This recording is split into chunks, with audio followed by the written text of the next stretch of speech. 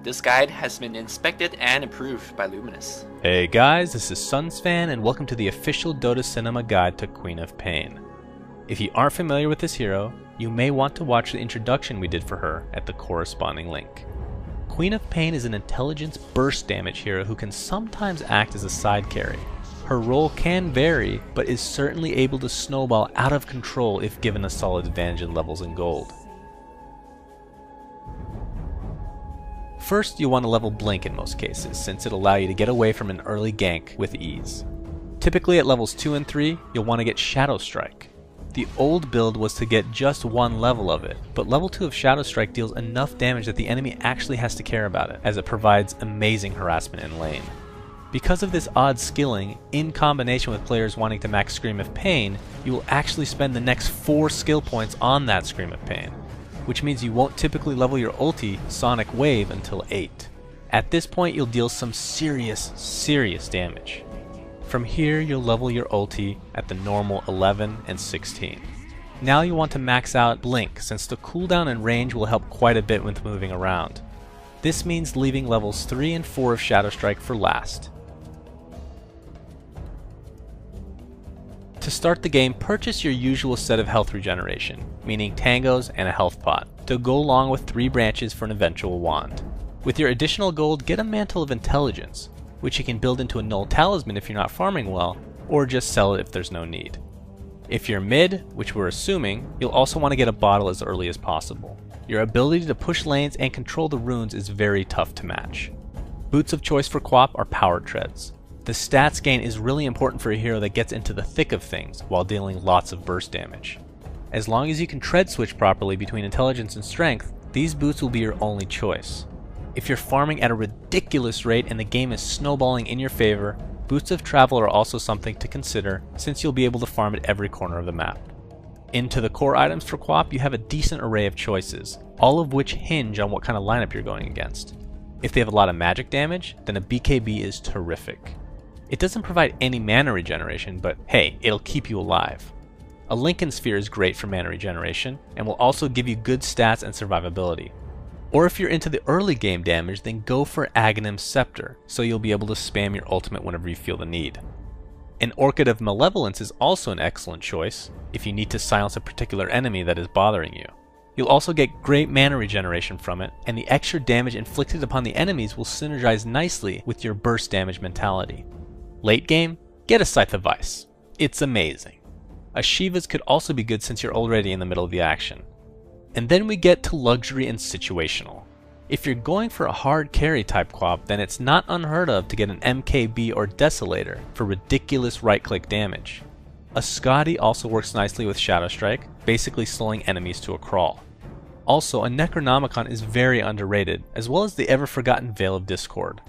Lastly, if burst damage is all you care about, even a Dagon can be viable on Queen of Pain. Playing mid as Queen of Pain brings many advantages. We touched on some of them earlier, but the main advantage is rune control. You should be beating your opponent to just about every rune if they don't have an enemy support camping them. Getting these bottle charges will allow you to spam your spells at a decent rate. Your Scream of Pain will decimate waves, thus pushing your lane. As with most heroes that have a similar skill, make sure to do this right before the rune spawns to allow yourself an easy bottle. If there is a chase to the rune, then both your Blink and Shadow Strike should come in handy. And unlike some other intelligence heroes, a double damage rune is just about a free kill. With your Blink for mobility and a really great slow and Shadow Strike, your right clicks will actually be able to be felt for a long duration. But your role in games is not to farm, even though you have the ability to carry to some degree. When you get these runes, just start ganking. It's hard to escape a Queen of Pain with that much mobility and that much burst damage in the laning stage, especially if you have any kind of help from your team. If you're able to successfully gank a few times, you can really take off. Like any burst damage hero with a non-DPS type build, you will start to taper off at some point. So you need to take advantage of the period of time in which your magical spells will actually hurt. In teamfights, just look for opportunities to use your Sonic Wave right at the beginning if you can hit multiple targets. Too many Quap players save their ult for one hero KS, which technically can be good in some situations, but still, that's a lot of AoE damage that you're bypassing. After your ult is used, just spam both your Shadow Strike and Scream of Pain as much as possible. As you can imagine with a hero that needs to be up close and personal, positioning is key to successful co-op play. You have to know when aggression is needed, and you need to realize when you're overextending. All in all, you must know your role. You are best used as kind of an assassination hero in gank situations, but for teamfights you should probably let someone else initiate because you're just too squishy.